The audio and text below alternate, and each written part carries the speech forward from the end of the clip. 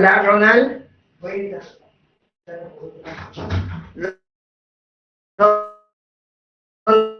Ronald, ¿me escuchas? Sí, doctora, adelante, se la escucha y se ve su presentación. Adelante. Ya, gracias. Buenas noches a todos.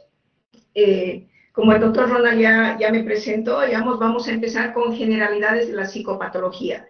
Para nosotros los psiquiatras es muy importante que los estudiantes sepan un poco más de lo que es la semiología psicopatológica. La importancia de esto es para poder conocer, digamos, íntegramente lo que está pasando en el ser humano que en ese momento está sufriendo. Bueno, iniciamos con lo que es la psicopatología. Bien saben que la psicopatología es, digamos, la fundamentación científica de la psiquiatría. Es la que precisa delimitar esos conceptos generales que le dan la validez universal, digamos, a la psicología.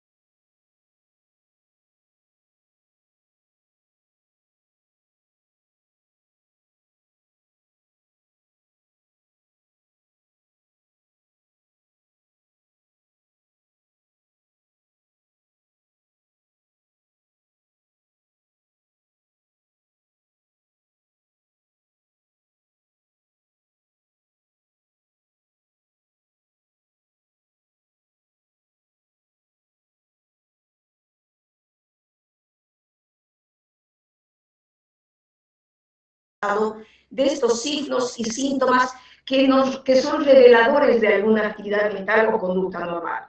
Otro de los conceptos es psicopatología, es el estudio de la semiología de las alteraciones de los procesos psicológicos y de la conducta. Si ven, digamos, los conceptos de psicología son muy amplios, pero también debemos tomar en cuenta que todo trastorno mental tiene características que son comunes, y las características comunes en esto es que el trastorno mental va a provocar malestar y sufrimiento subjetivo. Este malestar y sufrimiento va a llevar al paciente o a la familia a buscar ayuda profesional. Otra de las características es que el trastorno mental genera o provoca la pérdida de la libertad y de la autonomía del paciente, y esto se va valorando por grados. La tercera característica es hay una falta total o parcial de adaptación al entorno interpersonal, y aquí ya nos complica, digamos, el paciente deja de interactuar con su familia, deja de hacer sus actividades laborales, lo que prácticamente lo va aislando. Una cuarta característica sería la violación de las normas sociales o morales.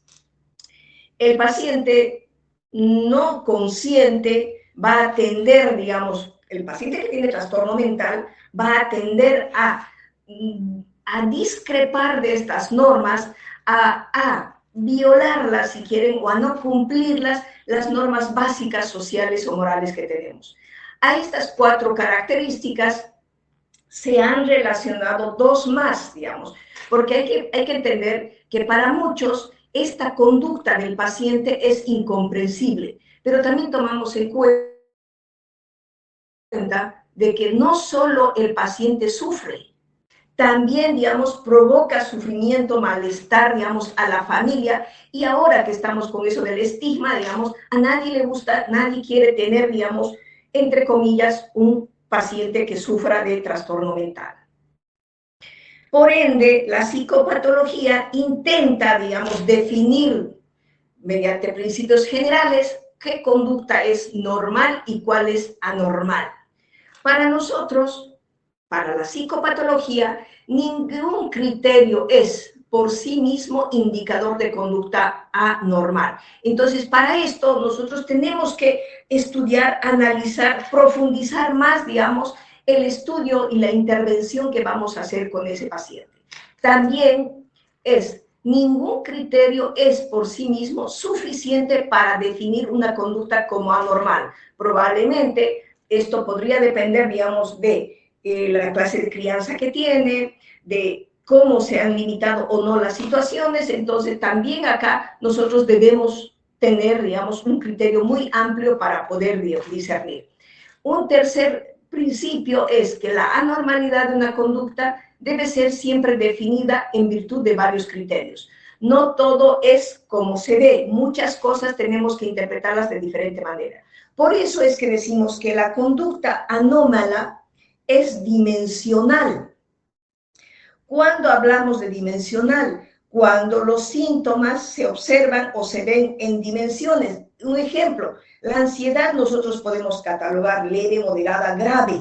Entonces, estas pequeños detalles, digamos, nos van a dar si la severidad o no es severo el cuadro que estamos viendo. Entonces, la conducta anómala es dimensional porque va compartiendo elementos con la conducta normal, pero se va diferenciando de ella en términos de grado, frecuencia, intensidad, duración y también cómo repercute esto sobre la salud y qué tanto puede comprometer la adaptación al entorno. Entonces, si vemos, nosotros tenemos que explicar al paciente más allá de lo que él puede estar sintiendo.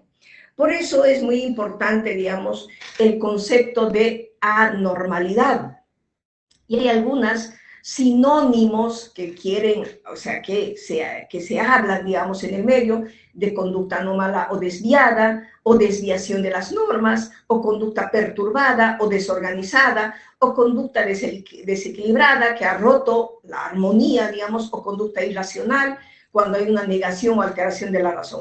Entonces, nosotros podemos debemos diferenciar muy bien lo normal de lo anormal, pero sin ser, digamos, críticos ni juzgando.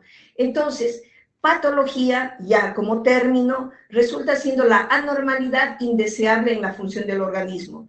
Esta patología puede ser de uso propio en medicina, como ser, digamos, los neurotransmisores, que son, digamos, químicas cerebrales, que nos van a dar, digamos, la presencia o la ausencia de algún factor. Tenemos que tomar en cuenta dentro de la anormalidad o la positiva o la anormalidad negativa que toda desviación de la norma, incluyendo las no patológicas, son llamadas desviadas. Entonces, toda patología física o mental tendría que ser también una anormalidad, pero no toda anormalidad llega a ser una patología. Entonces, los conceptos están claros y podemos ver. La psicopatología general, como semiología de la actividad mental y de la conducta, nos permite, nos deja que nosotros observemos todos estos fenómenos psicopatológicos que realmente no llegan a ser puramente objetivos, sino que son más descriptivos de la conducta, ni son puramente subjetivos porque nos permiten analizar de una manera introspectiva, digamos, al individuo dentro de sus propias experiencias. Y para esto es muy importante el examen clínico que se va a hacer, digamos. Y el examen clínico se va a basar, digamos, en la percepción intersubjetiva que va a tener, digamos, el profesional con el paciente. Por eso se dice que el objeto de la psicología clínica y de la psiquiatría, porque psicología clínica también se llama la psicopatología, es el ser humano que sufre. Y obviamente acá nosotros tenemos que ver, digamos, la relación afectiva y reflexiva que va a existir dentro de este grupo. El ser humano que sufre es, digamos, lo que a nosotros nos lleva, digamos, a entender mejor lo que es la psicopatología para así precisar y hacer un diagnóstico más certero cuando tengamos que hacer el tratamiento. El objetivo o el objeto de la psicopatología general, como ven, es la descripción, la comprensión y la explicación de los fenómenos psicopatológicos que manifiesta dicho ser humano. En una diapositiva anterior yo les decía, digamos, que se hace un desglose de todo por separado, digamos, pero que al final, digamos, todas estas funciones cognitivas al final igual siguen unidas, pero el estudio se hace por separado en psicopatología. Luego, dentro de las generalidades, también están los signos, síntomas y síndromes que nosotros semiológicamente debemos conocer. Los signos son observables, cuantificables, simples y constantes. Hay un inicio o un hallazgo, digamos, de la naturaleza física o biológica, que esta está más próxima al sustrato neurobiológico que al sistema. La presencia de estos sustratos neurobiológicos comunes se pueden presentar en diferentes enfermedades o síndromes. El síntoma es menos observable, menos cuantificable, es complejo, tiene que ver con los elementos psíquicos, físicos, es menos constante. Pero acá no solo debe acusar, digamos, o debe prestarse en la enfermedad, sino también que se tiene que validar y ver en el pronóstico. Vamos a ver la magnitud, la frecuencia de ese síntoma, qué patrón, digamos, y qué covariaciones tiene con otros síntomas este postulado. El síndrome, ya todos sabemos, es la combinación de signos y síntomas que aparecen en un cuadro que no ha de ser causal.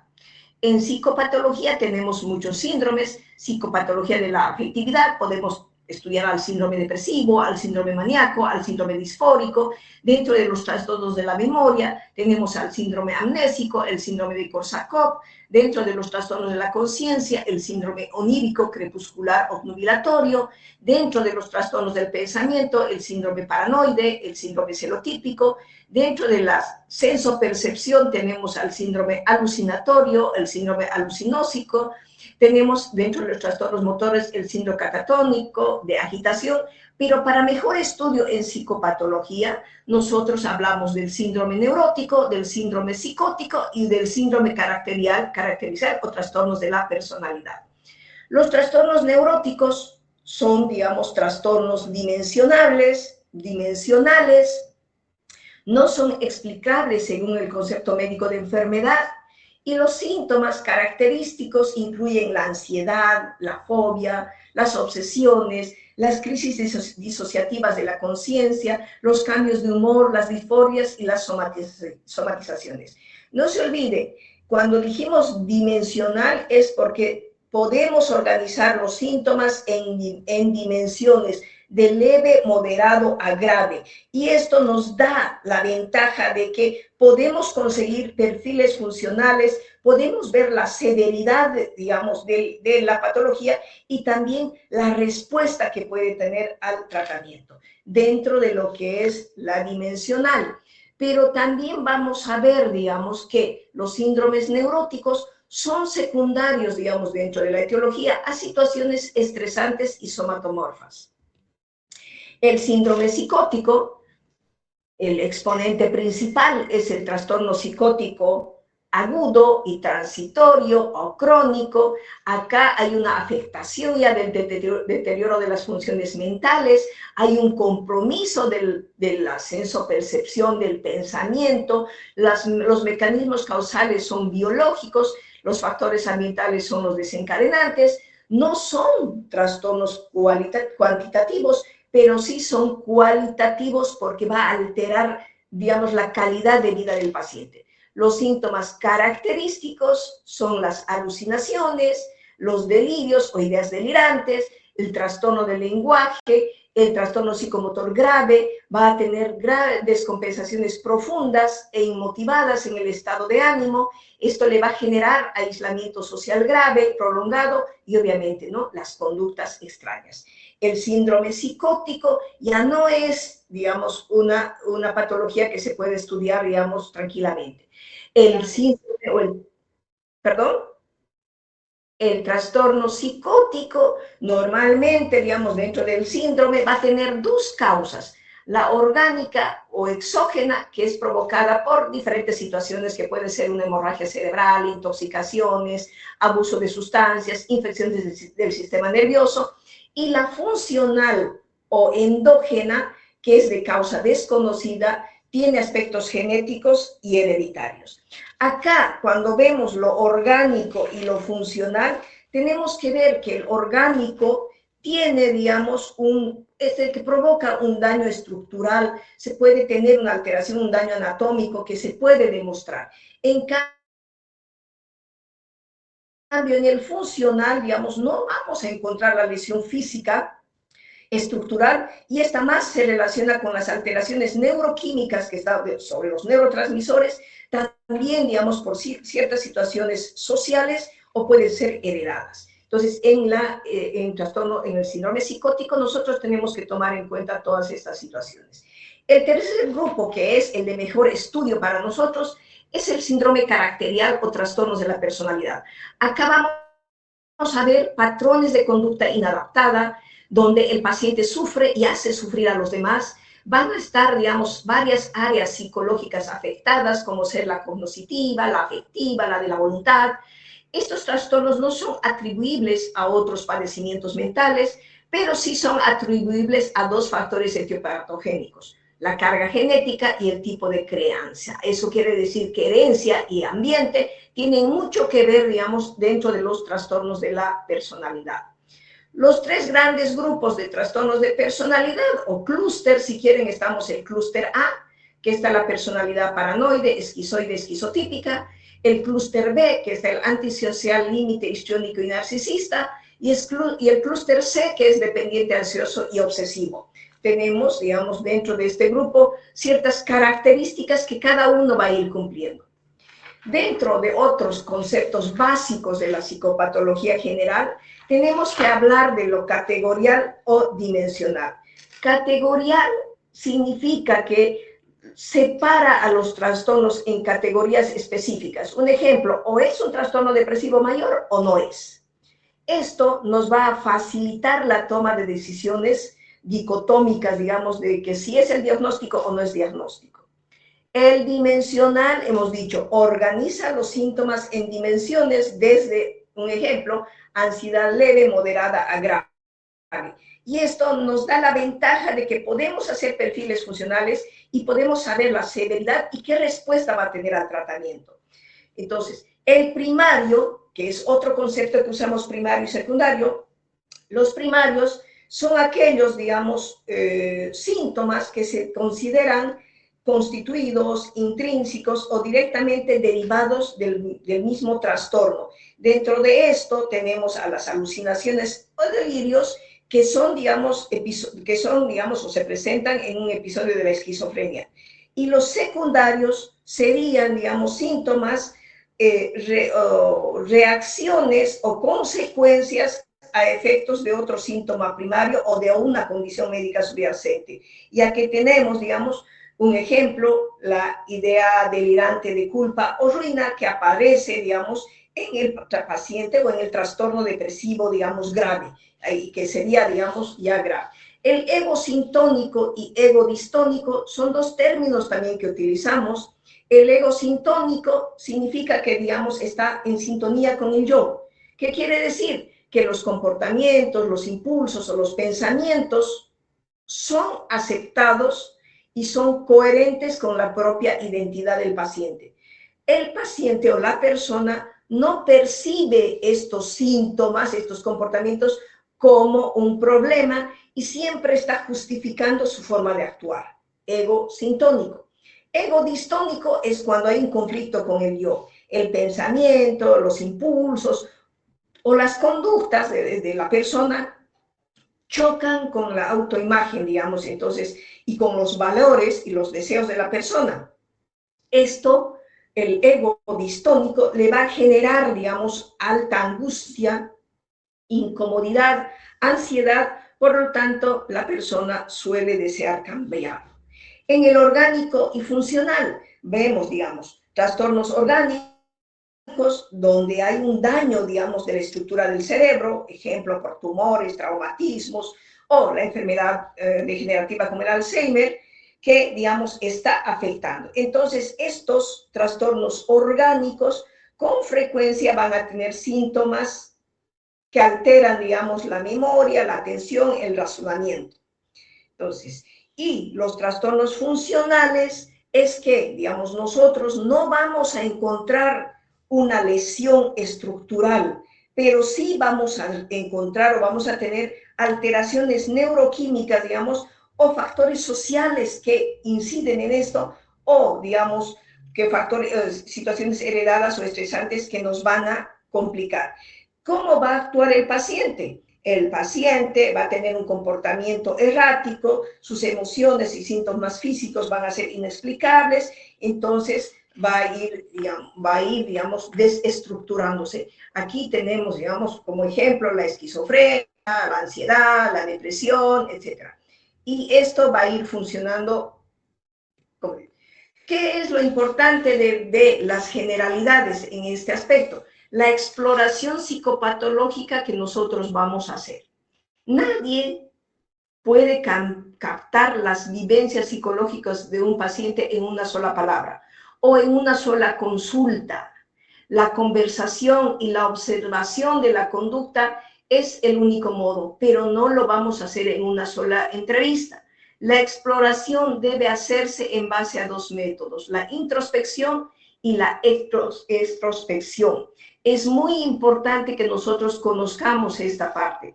Se sugiere, hay muchas sugerencias, y está esto en el libro de psicopatología, sugerencias sobre la exploración psicopatológica. Debe hacerse mediante el examen de una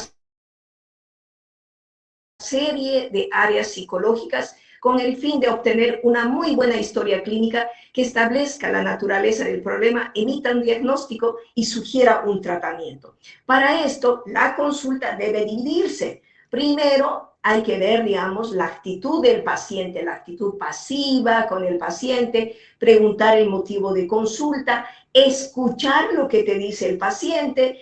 Y en segundo lugar, recién iniciar o dirigir tu anamnesis, donde vas a ir recogiendo los datos relevantes, las circunstancias personales, familiares y sociales, y posterior a eso, recién hacemos la exploración psicopatológica. Se recomienda, para una muy buena entrevista, etcétera, las siguientes normas generales. Nosotros debemos entrevistar, digamos, al paciente en un clima de cordialidad y de confianza. Debemos dejarle hablar libremente al paciente y formular preguntas de manera que se sienta tranquilo sin que se sienta presionado. Y procurar no hacer preguntas prematuras sobre aspectos muy personales. ¿Cómo vamos a iniciar? Pues iniciamos la anamnesis con la afiliación, que esto tal vez podría hacerlo otra persona antes, pero como somos estudiantes, lo vamos a hacer nosotros. Todos los datos de filiación. Luego vamos a pedir dentro del estado actual el motivo de la consulta o motivo de la internación, donde se describe con palabras puntuales del paciente por qué está viniendo a la consulta o a la atención. Acá también vamos a describir, digamos, la historia de la enfermedad actual, desde cuándo, cómo, dónde aparecieron todas estas cosas, y después pasamos a los antecedentes personales, antecedentes familiares, si hay otros trastornos en la familia, el examen físico, que es muy importante acá, y la exploración psicopatológica. La exploración psicopatológica debe ser lo más exhaustiva posible para que nosotros tengamos mejores datos. Entonces, es importante, les dije que no vamos a hacer el diagnóstico, no vamos a hacer la exploración en una sola cita. Entonces, debemos citar al paciente a otra entrevista y ya con todos los datos obtenidos podemos formular un diagnóstico hipotético razonado, un diagnóstico obtenido a través de muchos planteamientos, haciendo muchos diagnósticos diferenciales. Y ustedes saben que diagnóstico viene de la palabra griega, diagnosis, que es el camino para llegar al conocimiento. Y mediante esto vamos a establecer un pronóstico de acuerdo a la evolución del paciente. Importante la exploración psicopatológica en el paciente. Gracias.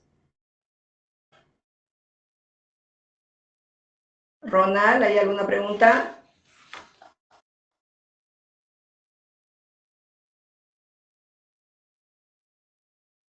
Ronald. Sí, doctora, muchas gracias por su presentación.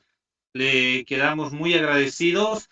Y si hay alguna pregunta al final o podemos hacerlo ahora si hay alguna pregunta, si quieren hacer alguna pregunta. Mientras tanto, le vamos a pedir al doctor Nelson Villalón que se vaya preparando para la próxima disertación. Nuevamente le agradecemos a la doctora por su tiempo, por su experiencia y por tan bonita presentación.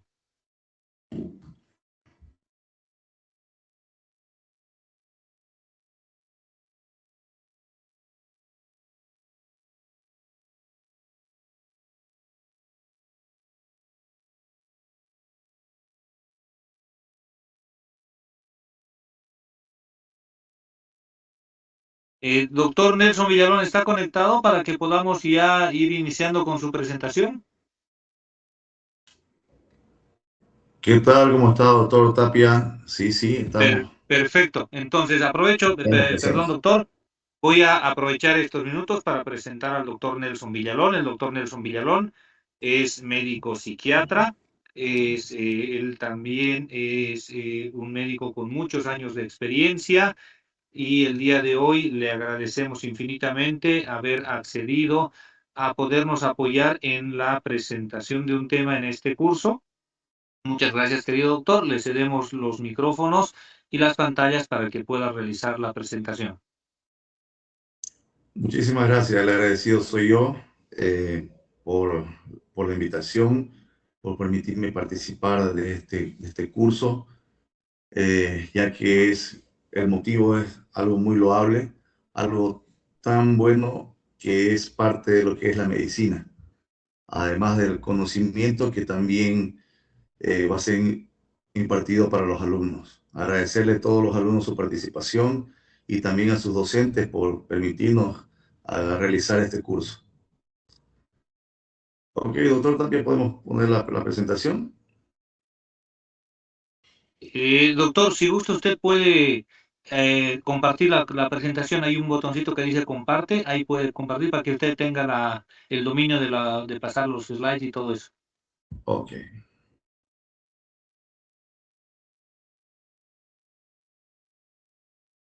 Está al lado del micrófono, hay una flechita que dice Sí, comparte. Compartir.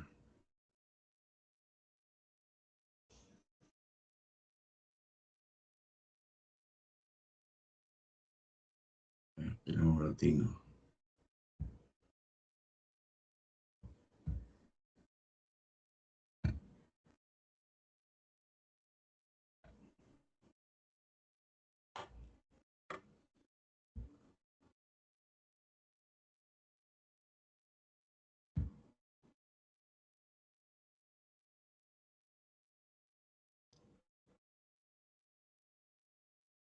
Esto lo agarramos.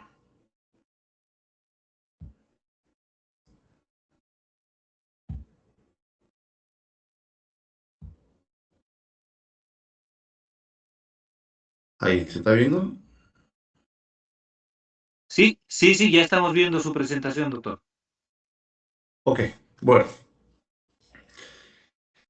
El tema que vamos a hablar en esta ocasión es, creo, un tema muy importante dentro de lo que es la psiquiatría, dentro de lo que es inclusive nuestra vida, ya que va a afectar tanto en lo social como en lo familiar, y también va a repercutir en nuestro comportamiento, en nuestra actitud, y es la afectividad. Cuando hablamos de afectividad, vamos a decir que es un conjunto de experiencias que va a definir y van a limitar la vida emocional de la persona. O sea, esto es algo subjetivo, es algo personal, que va a trascender, como le digo, tanto en la personalidad del paciente, del individuo, como también en su conducta. Ya en lo que es la psicopatología de la afectividad, vamos a analizar todo lo que es el sistema emocional o sentimental de la persona, que esto va a englobar los diferentes tipos de vivencias que pueden tener, como ser las emociones, los afectos o el estado de ánimo. Las emociones son reacciones bruscas que son condicionadas por sucesos externos. Los afectos ya son los sentimientos que van a ser expresados hacia un objeto, en la forma de cómo manifestamos nuestras emociones. Y el humor es un estado emocional basal del sujeto que es de una instalación lenta y progresiva y va a aparecer como el eje como la alegría, tristeza, pero también como la expansividad, irritabilidad y la cólera. Dentro de lo que era la psicopatología de la afectividad, vamos a ver ciertos conceptos que son importantes, como ser la emoción. ¿Qué es la emoción? La emoción va a ser un estado de respuesta afectiva interna, acompañada de síntomas somáticos. Cuando hablamos de síntomas somáticos, vamos a hablar también de lo que es el sistema nervioso vegetativo, donde van a haber igual ciertos organismos como el simpático y el parasimpático que van a activar y desactivar ciertas sensaciones que vamos a tener en el cuerpo de acuerdo a la emoción que nos va a presentar en ese momento, como ser el miedo, la angustia, la rabia. Y entonces, este estado de ánimo va a estar producido por la impresión de los sentidos, por ideas y recuerdos. Más adelante, cuando hablemos de neurobiología, vamos a ver cómo están entrelazados lo que son ciertas estructuras de nuestro cerebro que van a dar la emoción y la razón. Ya los sentimientos constituyen la experiencia subjetiva de la emoción, que va a presentar una mayor duración y estas no se van a acompañar de síntomas vegetativos. Y estos son el orgullo, el amor, los celos, la simpatía, la vergüenza, etc. El afecto. ¿Qué es el afecto? El afecto podríamos resumirlo como decir la manifestación externa de nuestras emociones. Es tan importante en la vida que es algo que yo diría que dio fuerza a lo que es la estructura de la sociedad. Es esencial en los primeros años de la vida porque es ahí con el afecto en el cual el niño puede llegar a tener un apego con sus madres y fortalecer ese lazo. Este puede ser o no puede ser congruente con el humor, puede ser fluctuante, y es como le decía, es una expresión externa, ya puede ser una expresión facial, tono de voz, movimientos corporales, etc. Dentro de lo que son los trastornos del afecto, podemos encontrar al afecto aplanado, donde hay una ausencia o casi ausencia de una expresión afectiva, el afecto embotado, donde ya es una reducción significativa de la expresión emocional, un afecto lábil, donde va a haber una variabilidad anormal con cambios repetidos que pueden ser bruscos, rápidos, de la expresión afectiva. Y un afecto inapropiado, donde no hay una concordancia entre la expresión afectiva y el contenido también de las ideas. El humor o el estado de ánimo. Se puede decir que el estado de ánimo es un estado emocional basal de la persona.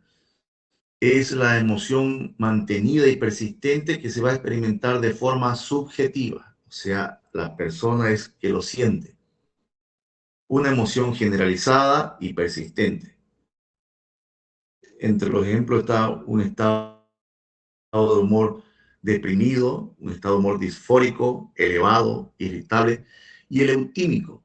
El eutímico es un estado que podemos decir donde no hay ni euforia ni depresión. Entonces es un estado de ánimo normal. En lo que ya la neurobiología de la afectividad, vamos a ver que hay ciertas estructuras muy importantes como la amígdala y el lóbulo frontal o la corteza prefrontal que tienen ciertas características y llegan a darnos una complejidad en lo que son nuestros sentimientos.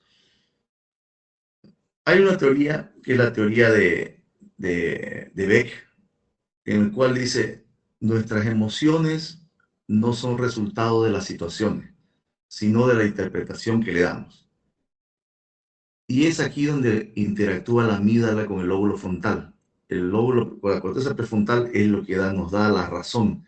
Y la amígdala es la que nos da los sentimientos, es las emociones. Entonces dice, a veces uno es más emocional que racional, porque generalmente siempre nuestras emociones saltan primero, pero ahí la corteza prefrontal comienza a entrar en razón y calmar la situación.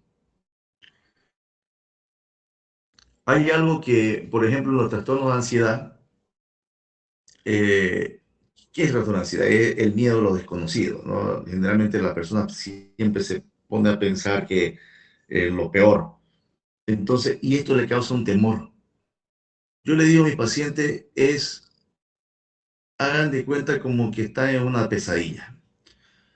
Cuando tienen una pesadilla, estamos soñando que nos están queriendo robar, que nos están queriendo lastimar y te queremos escapar y en eso, ¡pum!, despertamos. Entra la tranquilidad. ¿Por qué?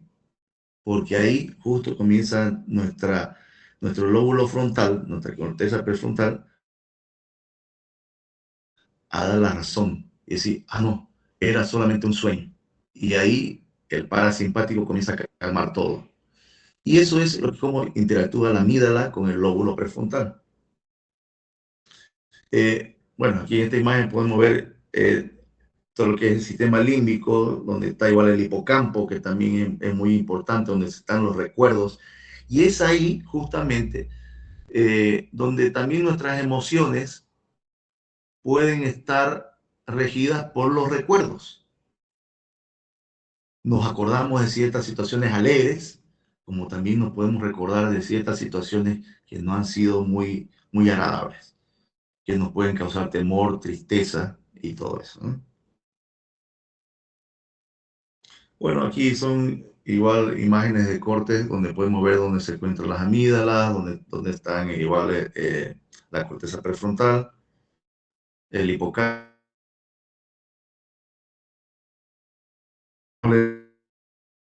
Decía las estructuras anatómicas más importantes de lo que son las emociones, la amígdala y la corteza prefrontal, que dan justamente un equilibrio en esto. Y los neurotransmisores que van a estar rigiendo nuestro estado del humor, dentro de ellos está la serotonina, la dopamina y la noradrenalina. Cuando vamos a hacer ya una exploración de la afectividad, que hablaba muy bien la doctora Elba, tenemos que ver ciertos datos subjetivos como también datos objetivos. Los subjetivos, como ustedes muy bien saben, son lo que van a expresar, lo que va a expresar el paciente, lo que nos va a decir sobre sus emociones, sobre su estado de ánimo, sobre cómo él se siente, los sentimientos. Los objetivos ya es lo que nosotros podemos ver en la apariencia externa, en su conducta motora, si él está agitado o no está agitado, está algo pasivo, está con una bulia, en fin. La expresividad, la actitud, la reacción afectiva. Y dentro de las alteraciones de la afectividad tenemos tanto la inhibitoria como las excitatorias. La anedonia, por ejemplo, es la disminución o la desaparición de la capacidad para obtener placer en circunstancias que con anterioridad sí lo hacían. Esto lo podemos ver mucho en cuadros depresivos, por ejemplo. La alexitimia, que es la incapacidad para poder expresar todos tipos de sentimientos. La apatía, que es la pérdida del interés. La abulia, pérdida de la motivación o el deseo. La disforia, esa sensación de malestar, de humor displacentero. También existe lo que es la labilidad emocional, donde existen esos cambios rápidos en el estado emocional del paciente. Dentro de las patologías de la alteración de la afectividad, las más representativas, digámoslo así, está el síndrome depresivo y el síndrome maníaco. Nos muestran dos polos opuestos. Yo quería terminar esta presentación con esta frase que dice así, esta frase donde Vincent van Gogh es un reconocido pintor holandés, que él padecía del trastorno bipolar, que es una alteración del estado del humor. Y dice, cada afecto genuino que nos libera de la prisión. Sin estos afectos, uno está muerto. Y esta otra que es más importante, porque nosotros como médicos tenemos que trabajar con la afectividad y la empatía. El doctor Virgilio Bolano, un médico y escritor colombiano, y sí, la es analgésico prehistoriano. Queridos alumnos, no nos olvidemos nunca que el médico cura con el bisturí, con las drogas y con la palabra. Cuando comencé esta presentación les decía que la afectividad era algo tan importante que afecta a nuestra vida y es, creo, uno de los pilares fundamentales de la sociedad y de nuestra vida. También lo es en lo que es la carrera, porque la empatía, el amor que tenemos que tener con nuestros pacientes es lo primordial. No nos olvidemos eso, que es la vocación. Por eso al principio igual decía y agradecía al doctor Tapia por la iniciativa. No sé si ustedes lo saben, pero esto tiene una presentación humano muy importante. Y de ayuda para ustedes en lo que no olvidemos nunca del día y el amor hacia nuestros pacientes, porque esa es la esencia de la medicina. El conocimiento, eso es algo que uno lo va a adquirir. Uno le puede enseñar hasta un loro a hablar, pero la empatía, la vocación, ese afecto hacia nuestros pacientes es lo que es más importante. Muchísimas gracias por su tiempo. Muchas gracias, doctor Nelson. Le agradecemos a usted más bien por su tiempo, también por su vocación, su empatía y por tan brillante presentación de un tema tan importante como es comprender la parte de la afectividad y la emoción humana que puede definir todo lo que es nuestro comportamiento y nuestra conducta. Le vamos bueno, nuevamente agradecer al doctor. Vamos a darle paso ahora a la disertación de la doctora Paola Pereira. Ella es también médico psiquiatra formada en Brasil y vamos a darle 2 minutitos para que ella pueda compartir su presentación y pueda también, le vamos a ceder el micrófono y nuevamente le agradecemos muchísimo al doctor Nelson Villalón. Gracias a ustedes.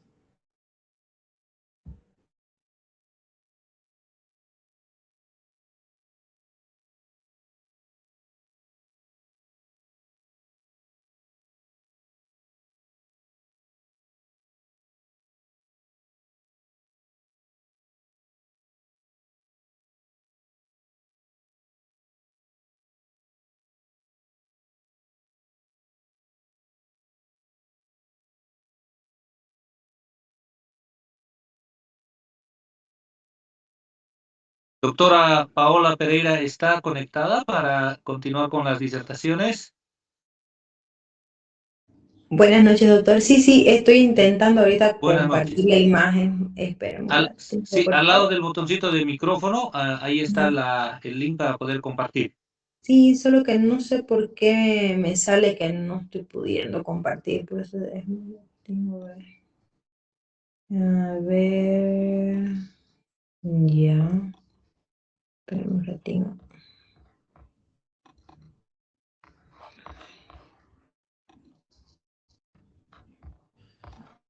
Vaya una vez que le da a compartir, donde dice ventana, y ahí le van a aparecer las opciones. Ya, en ventana. Tiene que estar abierto su presentación. Necesidad, sistema que me pide una contraseña para compartir. Si usted abre su presentación en su pantalla y Ujú. luego pone compartir pantalla, va a compartir todo lo que vaya apareciendo en su pantalla. Sí, solo que me está pidiendo que lo active el Chrome y me pide contraseñas para compartir, no sé por qué.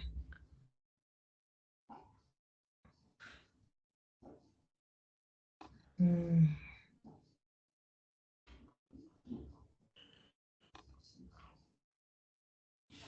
Ay, sí.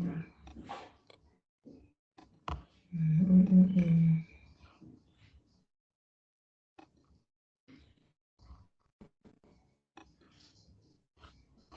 A ver, espérenme un ratito, voy a ver si lo puedo compartir desde el correo. Un ratito.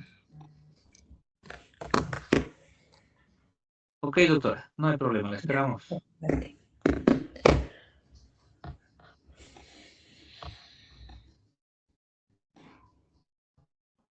Ya.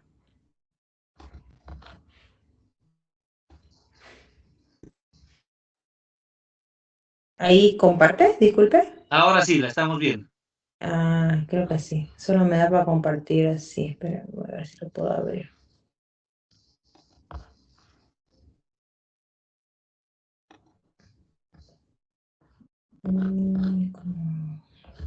Ya.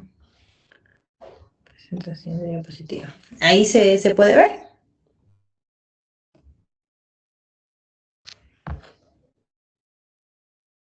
Doctor, ¿me confirma si se puede ver, por favor?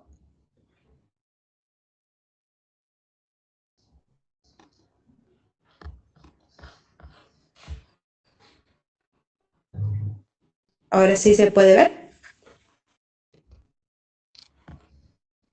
Sí, se ve. Ah, ya, gracias. Bueno, buenas noches, van a disculpar la tardanza.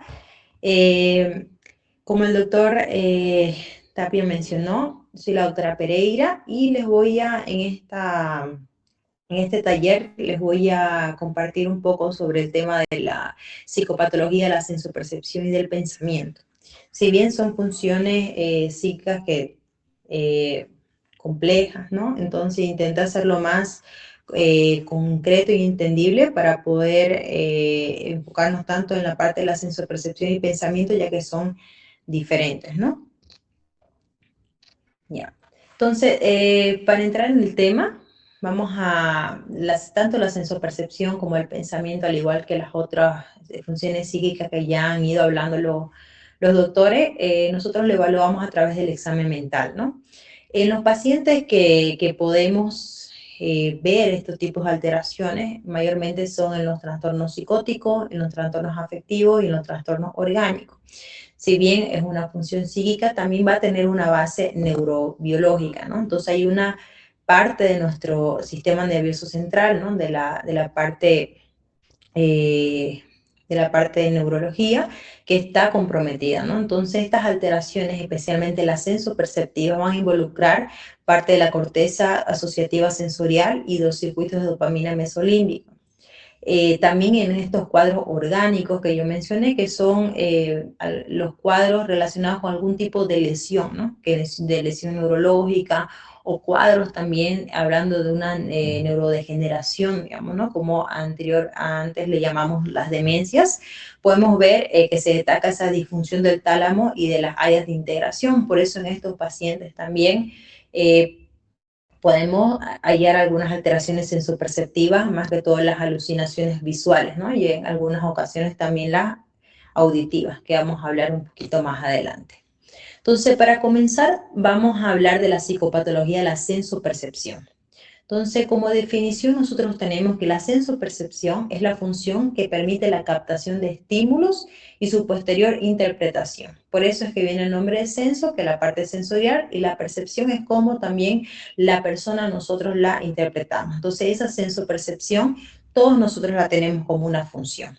Entonces, esa sensación va a entrar como un fenómeno fisiológico de recepción de un estímulo y lo recibimos a través de nuestros 5 sentidos, ¿no? La parte auditiva, la parte también que es visual, olfatoria, la parte táctil y también la parte gustativa. Entonces, esos estímulos que recibimos va a tener una percepción en nuestro cerebro, ¿no? Que es un acto psíquico que otorga un significado, ¿ya? Y da esa corporeidad al estímulo. Entonces nosotros recibimos un estímulo y lo interpretamos. Y ese es el objeto percibido, esa integración final que hay de esa captación y la interpretación estructurada. Si bien todo esto es un proceso, si podríamos decirlo normal, un proceso adecuado, vamos a entrar un poco en lo que ya sería patológico, ¿no? La parte anormal, la parte que no está funcionando de una manera adecuada. Si bien en esas alteraciones tenemos tanto también la sensación como la percepción, están alteradas, ¿no? En sensación y en percepción, lo cual dan ese objeto percibido, comienza a dar, puede tener una sensación falsa o una interpretación también que no falsa, y da un objeto percibido que también va a estar alterado. Para comenzar a nombrar esas alteraciones, que son alteraciones que nosotros llamamos las cualitativas de la sensopercepción, vamos a comenzar con las ilusiones, que son las más, se podría decir, las más frecuentes junto con las alucinaciones al ver en un paciente, ¿no?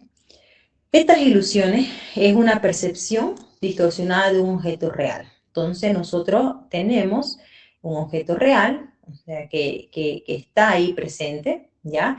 Entra ese estímulo, aquí hay un ejemplo en la parte, por ejemplo, visual, pero tenemos una percepción que está distorsionada, ¿ya?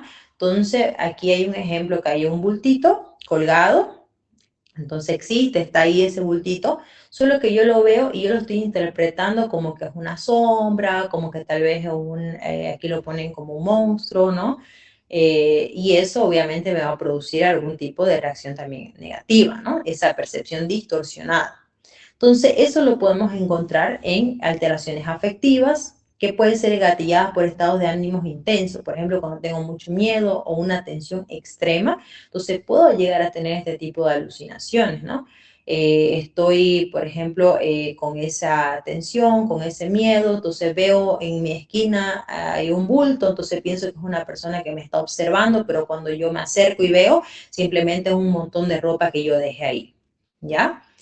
Por inatención, errores perceptivos debido a la falta de nitidez en una captación de estímulo. Muchas veces esto ocurre cuando estamos pasando de manera rápida, ¿no? O giramos la mirada también de manera veloz, no estamos atentos, ¿ya? Y a veces volcamos otra vez la mirada para ver si lo que nosotros hemos percibido, ¿no? Es verdaderamente ese objeto real o es simplemente otro objeto, pero tuvimos la percepción distorsionada.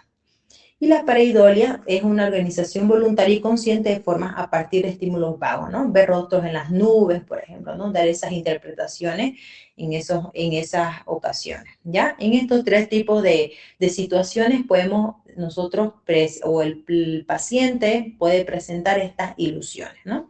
Recordemos entonces percepción distorsionada de un objeto real. Ahora vamos a entrar a las alucinaciones. Me imagino que en algún momento todos hemos escuchado ese término, ¿no? Alucinaciones, o estás alucinando, digamos, ¿no? Entonces, ahora vamos a ver el concepto de alucinaciones, ¿ya? Esta es una percepción sin un objeto real, ¿ya? La manifestación clásica de un cuadro psicótico. Entonces, para comenzar, como concepto de alucinaciones, que creo que es es un término que hemos escuchado tal vez con más frecuencia. Entonces, es una alteración de la sensopercepción, ¿ya? Que es una percepción sin un objeto real.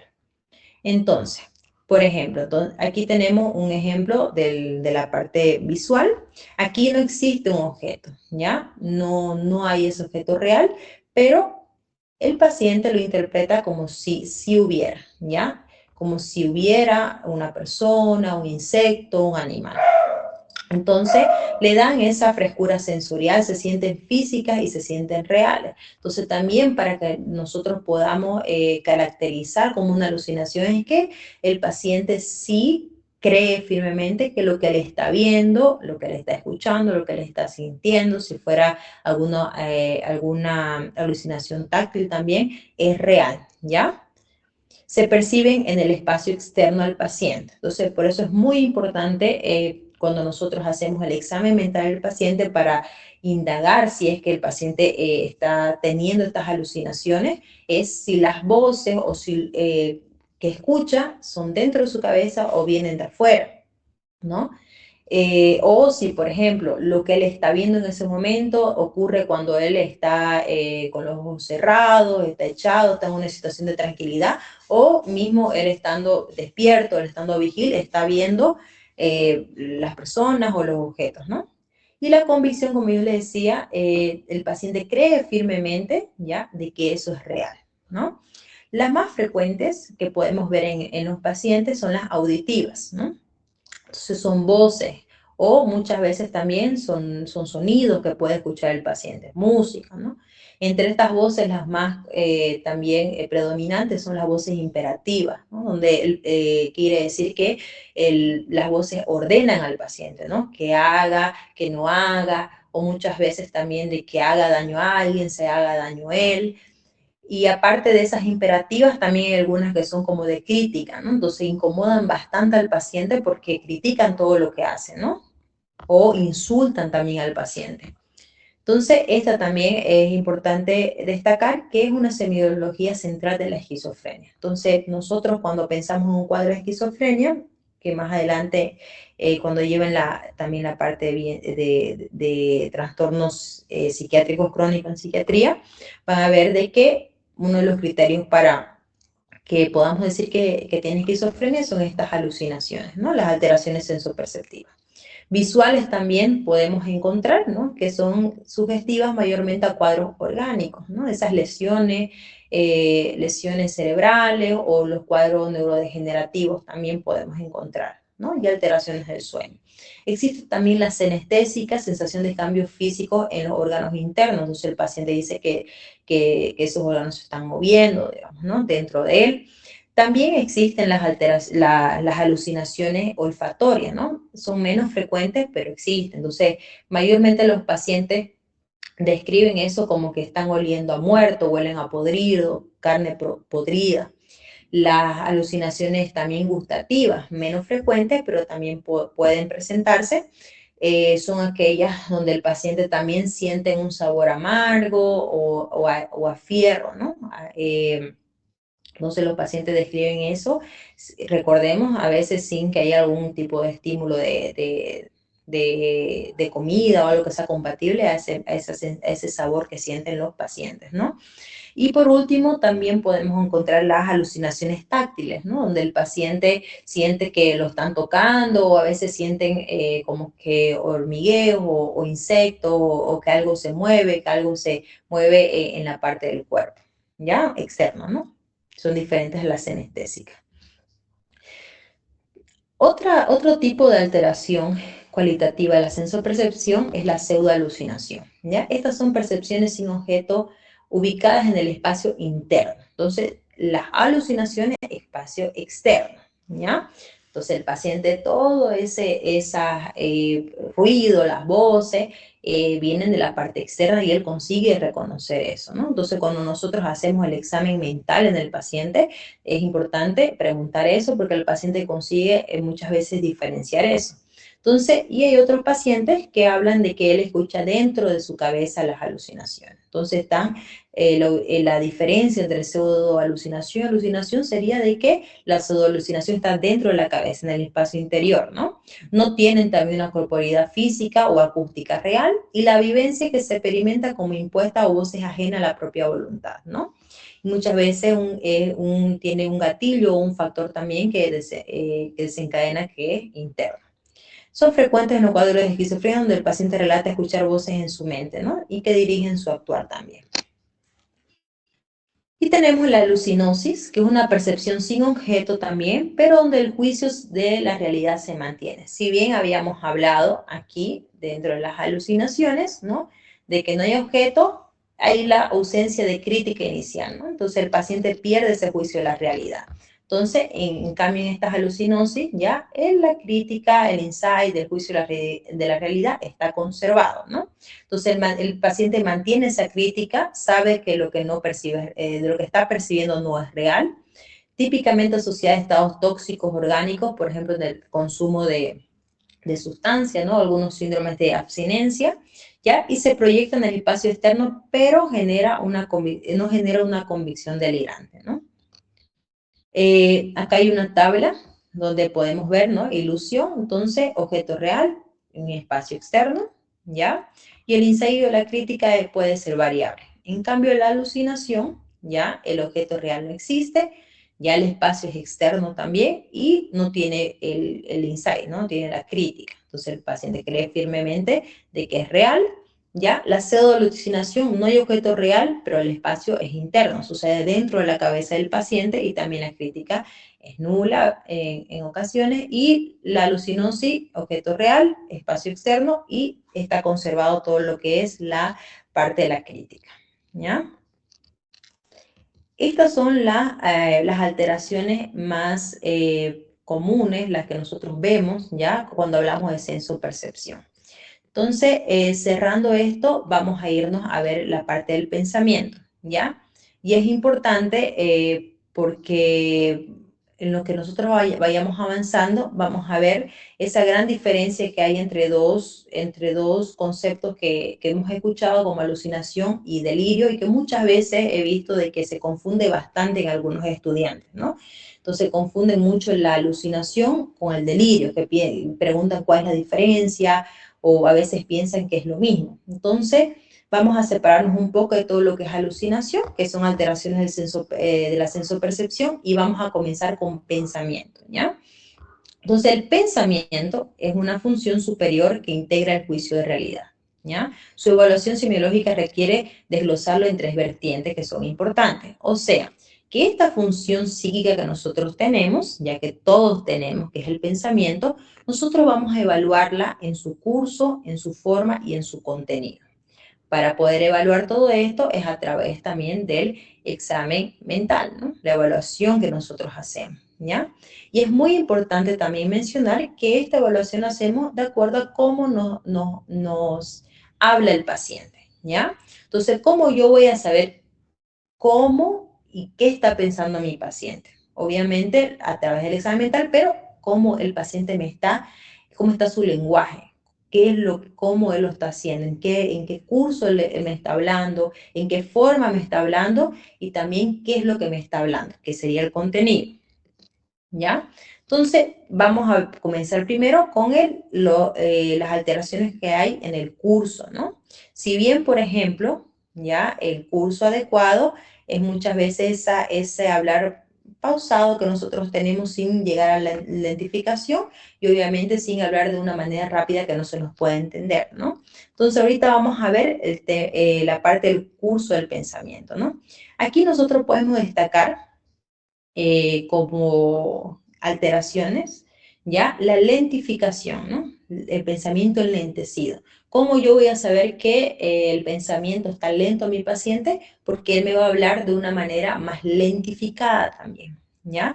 Típico en depresión o en pacientes orgánicos también. Esa lentificación en términos psicopatológicos se le llama bradipsiquia. Psiquia de mente y bradi de la lentificación, ¿no? De bajo, ¿ya? Tenemos también la normopsiquia, ya es un pensamiento normal, un pensamiento sin alteraciones, ¿ya? Y cuando el pensamiento está más acelerado, entonces el paciente me está hablando de manera más rápida, ¿ya? Yo puedo ahí ver de qué, o evaluar que el pensamiento del paciente está acelerado, típico en estados de manía, por ejemplo, ¿no? Pacientes bipolares en manía. A esa alteración tenemos el término psicopatológico como taquipsiquia. Y ya si ese estado, digamos, ¿no? fuera mucho más grave, de aceleración, tenemos la fuga de ideas, que es una máxima aceleración con pérdida total de la meta directriz. Entonces, a veces el paciente ahí mezcla, como está hablando demasiado rápido, ya se vuelve también incomprensible muchas veces lo que dice y no llega a terminar frases completas, ¿no? A veces llega a hablar solo palabras o frases cortadas, porque como el pensamiento está tan rápido, esas ideas están yendo tan rápidas, entonces no llega muchas veces a ser comprensible porque el paciente no llega a terminar esa frase. Otra alteración, ya que vemos, es el bloqueo del pensamiento, que es una interrupción brusca e involuntaria del flujo del pensamiento, creando un vacío mental espontáneo, ¿no? Aquí vemos, por ejemplo, como ejemplo este muro, ya entonces el paciente a veces está yendo tan rápido ese pensamiento, ya que llega a tener ese bloqueo, interrupción brusca. Entonces el paciente también, por ende, no va a emitir palabras, ¿no? ¿Ya? Estos son los trastornos del curso del pensamiento. Vamos a irnos a trastornos de la forma del pensamiento, ¿no? Si bien ya vimos el curso, es la velocidad, ¿no? En lo que está yendo el pensamiento. También tenemos trastornos en la forma. Entonces, la forma quiere decir la estructura, cómo está el pensamiento, ¿no? Del paciente. Tenemos nosotros aquí ya tres alteraciones. Si bien la forma adecuada, la forma se podría decir normal, ya la estructura del pensamiento es una estructura lineal. ¿Qué quiere decir? Por ejemplo, ¿ya? En este momento yo les estoy dando una clase de psicopatología del pensamiento. Entonces yo tengo un inicio y tengo un objetivo al momento de lo que estoy hablando, de lo que yo les estoy conversando, ¿no? Entonces, para llegar de mi inicio a ese final, ya existe, mi pensamiento va de forma lineal, va de forma coherente. Entonces, tengo ese objetivo y como va estructurando mi pensamiento, va a ir todo el contenido relacionado a eso de forma que sea comprensible, ¿no? Entonces, ese pensamiento lineal es el pensamiento adecuado, ¿ya? ¿Qué pasa cuando se altera? Tenemos estos tipos de alteraciones más comunes. El pensamiento circunstancial, ¿no? Que es, por ejemplo, aquí está el inicio, ¿ya? Y aquí está como que la meta, el final, digamos, ¿no? Entonces el paciente comienza hablando, yo le puedo preguntar, por ejemplo, hacer alguna pregunta de su trabajo, ¿no? ¿En qué trabaja el paciente? Entonces este paciente comienza aquí hablando, yo trabajo, digamos, pero para responderme, él me empieza a contar tal vez de cuando tenía 18 años y él comenzó, digamos, se salió del colegio y comienza a dar algunos detalles que en ese momento no es que no sean importantes, ¿no? Para la anamnesis, sino que son irrelevantes en ese momento, ¿ya? Son cosas que no le pregunté, pero al final consigue responderme de qué trabajó, ¿ya? O de qué está trabajando actualmente. Entonces, el circunstancial, viene aquí así el paciente, da detalles irrelevantes, pero consigue llegar a la meta. En cambio, el tangencial son respuestas que se acercan a la temática. Entonces, yo le pregunto en qué está trabajando, él puede iniciar hablando, digamos, de una parte laboral, de una parte funcional de su vida, pero no responde directamente la pregunta, ¿ya? Entonces, se va, como su nombre dice, por la parte tangencial, digamos, ¿no? Aquí, miren, se direcciona a otro lado, entonces no llega a responderme la pregunta. En cambio, la disgregación del pensamiento es una pérdida absoluta de esa lógica interna de la frase, que es bien característico en la esquizofrenia. Entonces, el paciente puede comenzar hablándome de algún tema. Por ejemplo, yo le pregunto a un paciente, ¿no?, de qué está trabajando, y ese paciente me dice, el paciente que tenemos actualmente internado, ¿no?, comienza a hablar, digamos, que él trabaja desde su casa, digamos, ¿no?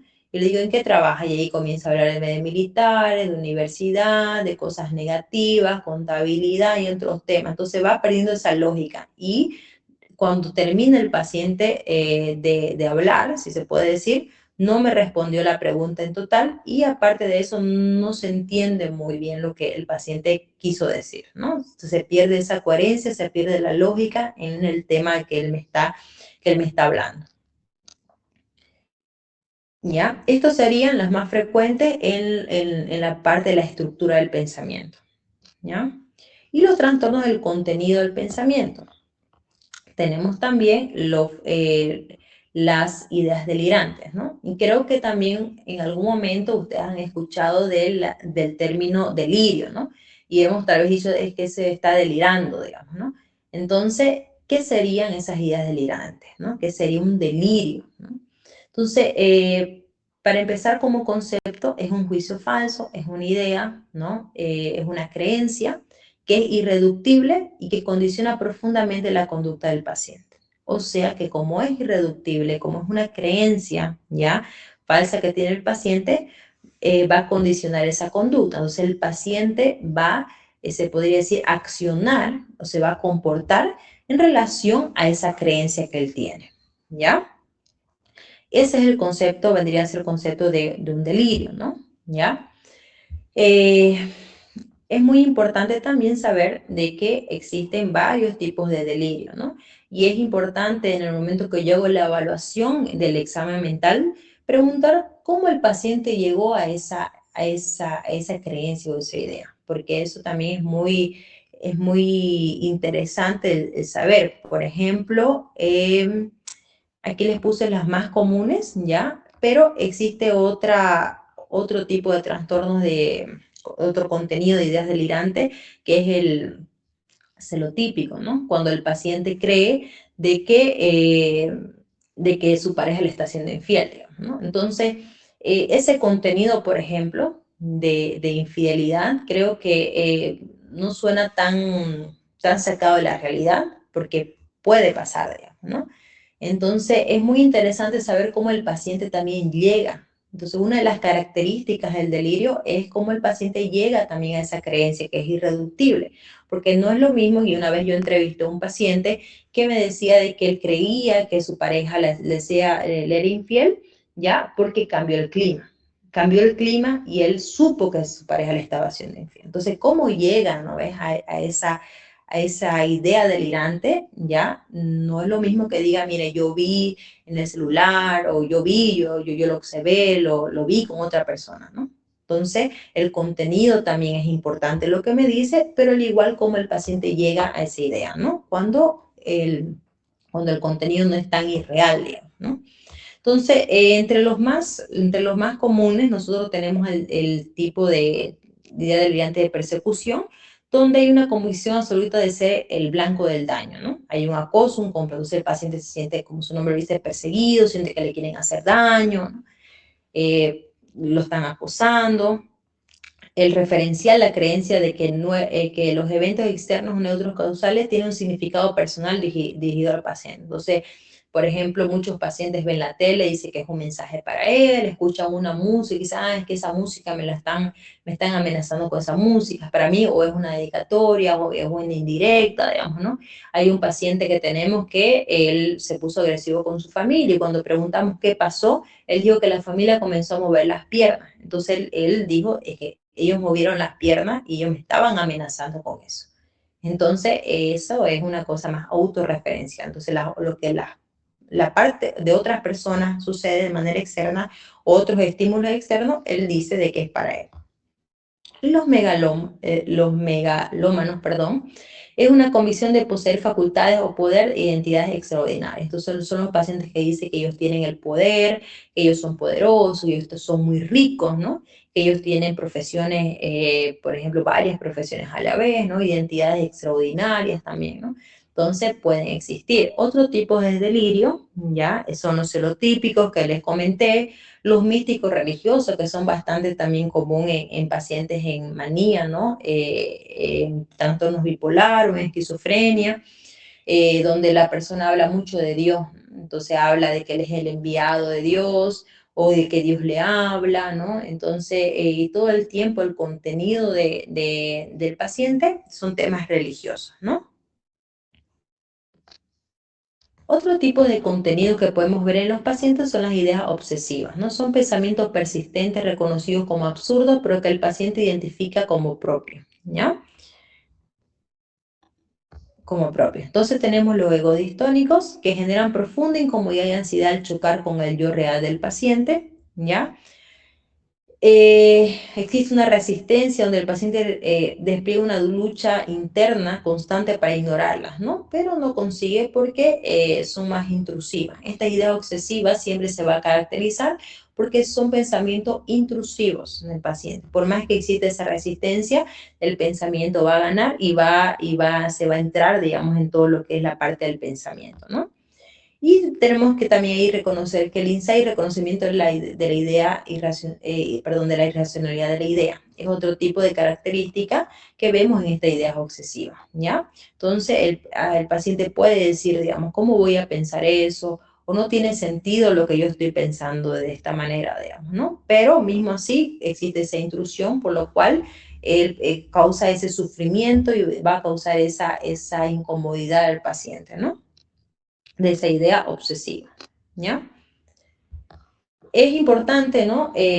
Cuando nosotros hacemos la evaluación del examen mental, hacer esa diferenciación crítica en urgencia o en la evaluación cuando realizamos la evaluación psíquica, ¿no? La idea delirante, por ejemplo, ¿ya? Tiene un juicio anulado, ¿no? Cree fielmente la idea. Entonces, en esta idea, ¿ya?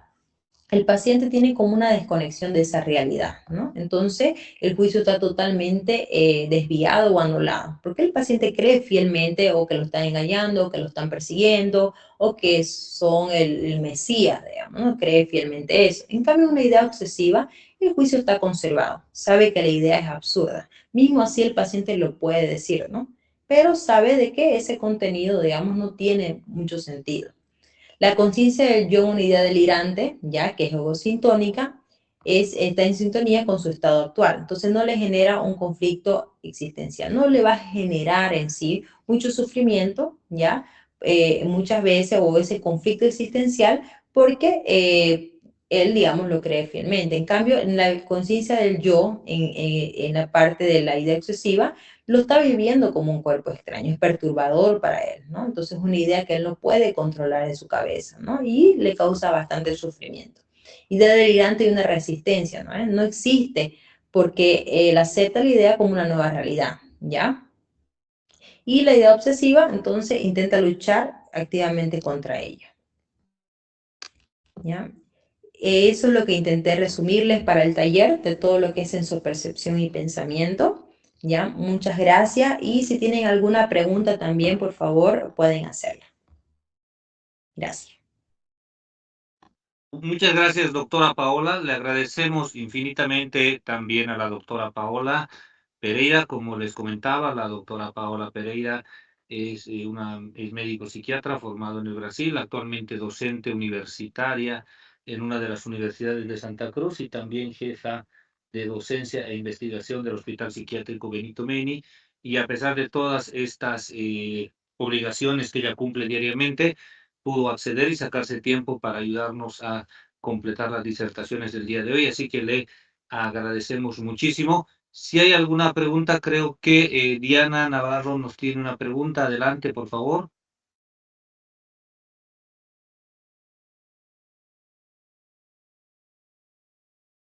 Adelante, Diana.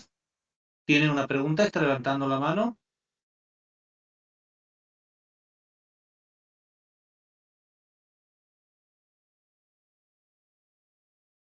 Diana. Buenas noches, doctor. Me quedó todo claro. Apreté, fue un error de dedo, disculpe. Ya, no se preocupe, era para que nadie se quede sin pregunta. Bueno, les agradecemos entonces muchísimo a nuestros 3 disertantes del día de hoy. Como comentaba el doctor Nelson Villalón y también para todos ustedes, este curso sobre todo ha sido organizado por la sociedad para poder, con un fin específico que se ayuda a una colega que presenta algunos problemas de salud y al mismo tiempo poder mediante lo que mejor hacemos, que es la transmisión de conocimientos a todos los psiquiatras que hemos invitado, que prestan docencia, puedan reforzar ese conocimiento tan importante que es la psicopatología en la parte de la salud mental, que todo médico general debe tener dentro de sus herramientas diarias y conceptos diarios.